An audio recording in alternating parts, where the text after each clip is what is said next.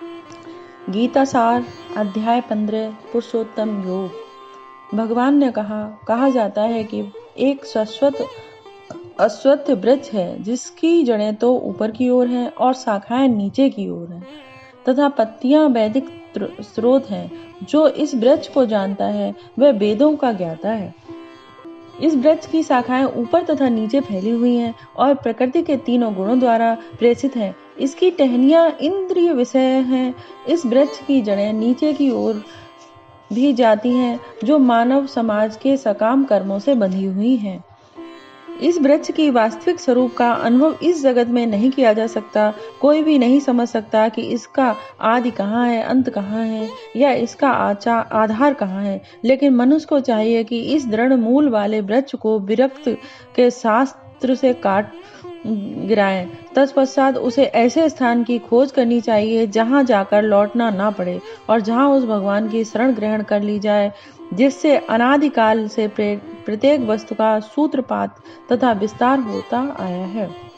जो झूठी प्रतिष्ठा मोह तथा कुसंगति से मुक्त है, जो शाश्वत तत्व को समझते हैं, जिन्होंने भौतिक काम को नष्ट कर दिया है, जो सुख तथा दुख के द्वंद्व से मुक्त हैं और जो मोह रहित होकर परम पुरुष के शरणागत होना जानते हैं, वे इस शाश्वत राज को प्राप्त होता है। वह मेरा परम धाम न तो सूर्य या चंद्रमा के द्वारा प्रकाशित होता है और न अग्नि या बिजली से। जो लोग वहां पहुंच जाते हैं वे इस भौतिक जगत में फिर से लौट कर नहीं आते।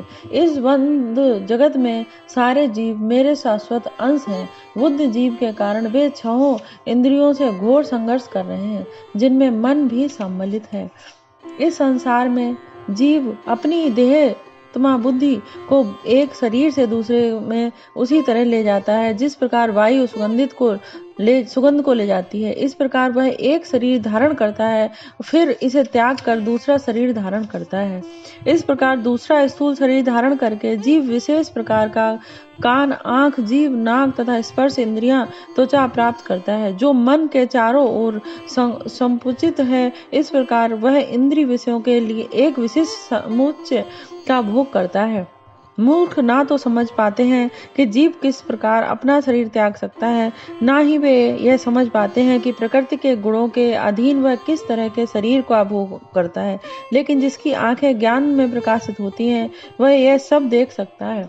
आत्म साक्षात्कार को प्राप्त प्रयत्नशील योगी जन यह सब स्पष्ट रूप से देख सकते हैं। लेकिन जिनके मन विकसित नहीं है और जो आत्म साक्षात्कार को प्राप्त नहीं है वे प्रत्येक प्रयत्न करने के भी यह नहीं देख पाते कि क्या हो रहा है।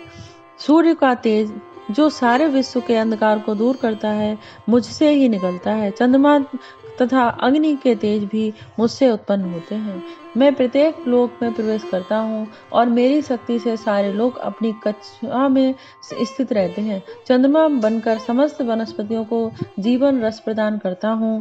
मैं समस्त जीवों के शरीर में पाचन अग्नि वैश्वानर हूँ और मैं शाश्वत प्रसाद प्राण वायु हूँ। मैं रह कर 4 प्रकार के अन्नों को पचाता हूँ। मैं प्रत्येक जीव के हृदय में आसीन हूँ और मुझ से ही स्मृति, ज्ञान तथा विस्मृति होती है। मैं ही वेदों के द्वारा जानने योग्य हूँ। निसंदेह मैं वेदांता का संकलन करता तथा समस्त वेदों को जानने वाला हूँ। जीव 2 प्रकार के हैं, च्युत और अच्युत। भौतिक जगत में प्रत्येक जीव क्षर होता है और आध्यात्मिक जगत में प्रत्येक जीव अक्षर कहलाता है। इन दोनों के अतिरिक्त एक परम पुरुष परमात्मा है जो साक्षात अविनाशी भगवान है और जो तीनों लोकों में प्रवेश करके उनका पालन करता है। चूंकि मैं क्षर तथा अक्षर दोनों के परे हूँ और चूंकि मैं सर्वश्रेष्ठ हूँ, अतः मैं इस जगत के तथा वेदों में परम पुरुष के रूप में विश्वविख्यात हूँ। जो कोई भी मुझे संशय रहित होकर पुरुषोत्तम भगवान के रूप में जानता है वह सब कुछ जानने वाला है। अतः हे भरतपुत्र, वह व्यक्ति मेरी पूर्ण भक्ति में रत होता है। हे जगन्नाथ, यह वैदिक शास्त्रों के सर्वाधिक गुप्त अंश है जिसे मैंने अब प्रकट किया है। जो कोई इसे समझता है वह बुद्धिमान हो जाएगा और इसके प्रयास पूर्ण होंगे। इस प्रकार भगवत गीता के 15वें अध्याय पुरुषोत्तम योग का भक्ति वेदांत तात्पर्य पूर्ण समाप्त हुआ। जय श्री कृष्ण।